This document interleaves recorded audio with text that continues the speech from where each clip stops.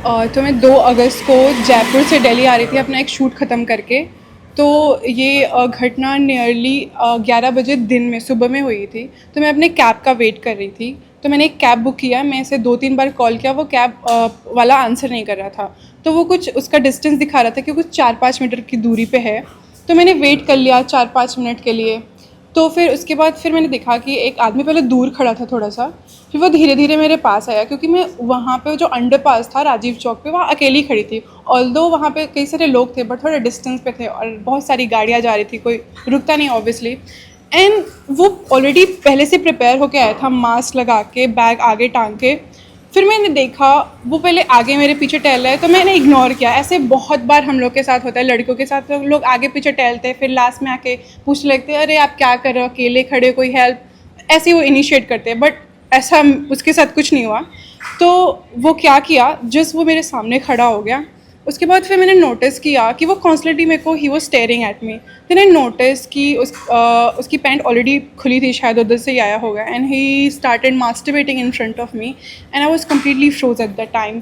सो मैंने कुछ रिएक्ट नहीं किया क्योंकि मुझे समझ नहीं आ रहा था। मैं कॉन्स्टेंटली अपने दूसरे वाले उसको बुक कैंसिल करके दूसरी कैब बुक की, उसको बार बार फ़ोन करी, भैया कहाँ हो, आ जाओ। तो ट्रैफिक बहुत ज़्यादा था तो उसको टाइम लगाने में फिर मैंने सोचा कुछ भी रिएक्शन लेने से पहले मुझे एटलीस्ट एक वीडियो बनानी चाहिए, क्योंकि ऐसा बहुत बार हुआ है, कोई लड़की किसी को थप्पड़ मार देती है, बोल देती है, कुछ कर देती है। तो यही हो रहा है कि किसी के ऊपर कोई भी चिल्ला देता है।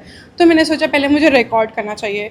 फिर जैसे मैंने रिकॉर्डिंग ख़त्म की, इट वॉजन लाइक कि मैं एकदम सामने से रिकॉर्ड की, मुझे प्रिटेंड करना पड़ा कि I am on a call. फिर मैंने अपना वीडियो ऑन किया और जितना भी मेरे से कैप्चर हो पाया मैंने किया। फिर उसके बाद कैब वाले भैया का मेरे को कॉल आता है। फिर जैसे मैं उनके पास गई, वो मेरे को कुछ 200 मीटर पीछे बुलाते हैं क्योंकि ट्रैफिक था।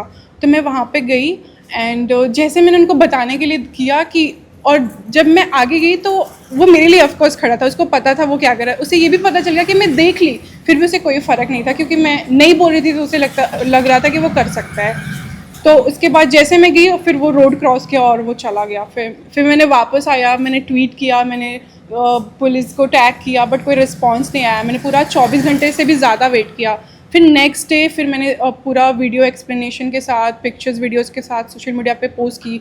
तो आप में से किसी न्यूज़ चैनल वालों ने उसको पोस्ट किया तो फिर मेरे को कॉल बैक आया। फिर मुझे कल बुलाया गया राजीव चौक जहाँ पे घटना हुई, वहाँ सारी रिकॉर्डिंग की, मैंने एग्जैक्ट टाइम, एग्जैक्ट लोकेशन भी बताया, स्पॉट भी बताया और फिर मैंने अपनी स्टेटमेंट दी एंड फिर एफआईआर हो गई। एंड प्रोबेबली होपफुली मुझे कोर्ट भी बुलाया जाएगा पेन ड्राइव के साथ, वो सब प्रूफ लेके। क्या मानते हैं इस तरह की घटना हो गई? ये बहुत ही शेमफुल एक्ट है और ये ना मेरे साथ नहीं हुआ, हर किसी के साथ होता है। जब ये मेरे साथ हुआ तो मुझे पता चला, जब मैंने शेयर किया तब मेरी बहन ने जाके बताया, who is very younger to me.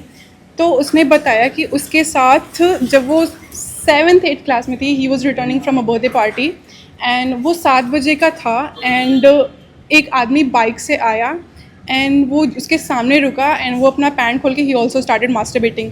तो मेरी बहन जो है वो किसी और के घर में चली गई अपने आप को, ताकि सेफ लगे। तो फिर आदमी को लगा कि वो किसी और, मतलब वो उसका घर है, फिर वो वहाँ से चला गया। तो मेरे साथ भी 11 बजे दिन में था, आई डोंट नो रात में होता है या फिर अंधेरा होता है, लोग नहीं होते, तो क्या पता वो कुछ और भी करता। और मैंने उसको कुछ मारा वारा इसलिए नहीं क्योंकि मुझे नहीं पता था ना उसके बैग में क्या है, वो मेरे पे अटैक कर दे, क्या कर दे। तो मैंने सोचा मुझे घर सेफली जाना है, मुझे अभी कोई एक्शन नहीं लेना है। क्या करते हैं?